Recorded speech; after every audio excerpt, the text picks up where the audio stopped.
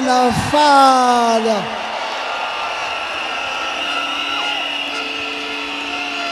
Anatin'ity manifesto ty dia ho amboaritsika indray lalana. Aza matahotra ianareo, ny dada manamboatra ny lalana, vita ny dada manangana ny simba. Aza matahotra ianareo, mino fotsiny ihany. Koa reo lalana vita teo aloha, tsisy fikarakarana, ho amboaritsika ireny, ho kojakojaitsika. Fa ireo mbola tsy vita, anamboatra lalana vaovao koa ihany isika. Koa matoky hoe ianareo.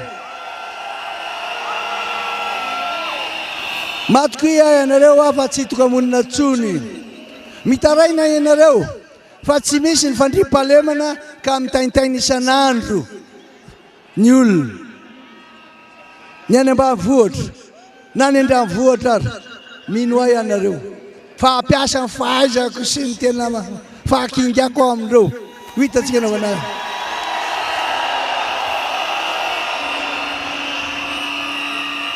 Ianareo tatsaha zay tena miravoravo tanana, sahirana, tsy afaka mamokatra satria be dalo ary ny ombonareo lasa ny sasany.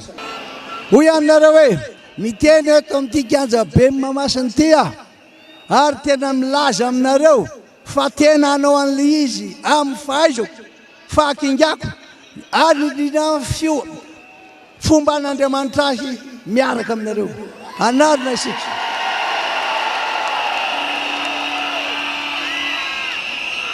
Ka inona ary ny vahaolana? Ahoana hoe inona ny vahaolana? Manifesto ny vahaolana. Iza no fidinina? Tsô matoky ahy ianareo. Dada fidina fa tonga hiaro anareo dada. Ary tena anampy anareo dada. Matoky ianareo, aza matahotra. Ry vahoaka malagasy, tokony omeko anareo fa efa voasoratra ao amin'ny manifesto ny asa rehetra ho ataontsika. Ary io manifesto io tsy natao hoe entina anaovana propagande fotsiny, fa tena entina anarenana ny firenentsika, anamboarana ny simba, anomezana ireo tsy mba manana, ary ananganana asa ho an'ireo tsy hanasa. Ianareo milaza hoe fa manana, aza matahotra reo zay tsy aka fanananareo, fa hampanana ny tsy mbola manana.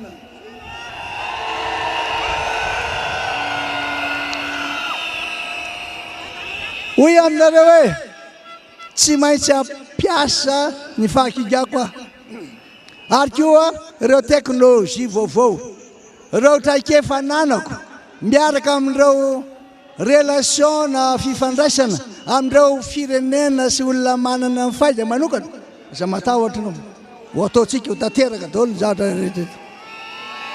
Aza matahotra nareo. Ty daty, teny daty ianareo zay mitebiteby, ianareo zay misalasala, ianareo zay manahy ahy. Zao ihany resako aminareo. Dada tsy misangy, fa rehefa zay dia zay, ary rehefa ho ataony dia ataony.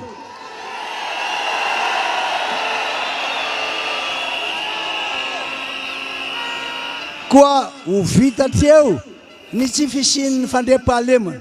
Hiasa hiaraka amin'ny fitsarana isika mba tena fitsarana marina, nitsorany maizy azy, manana maisy azy ny mpitsara. Hiasa hiaraka amin'ny mpitandro ny filaminana isika amin'ny azy ireo fitaovana, ary mba olona ho atokisany vahoaka. Mino ianareo fa tena ataontsika zay tena apatokiny ny vahoaka, ny mpitandro ny filaminana sy ny fitsarana, hiverina fifampatokisana. Zay tena lesiko ato amin'ity firenena ity. Ahoana tokoa moa no atokisa vahoaka ny mpanonga-panjakana? Dimy amby roapolo.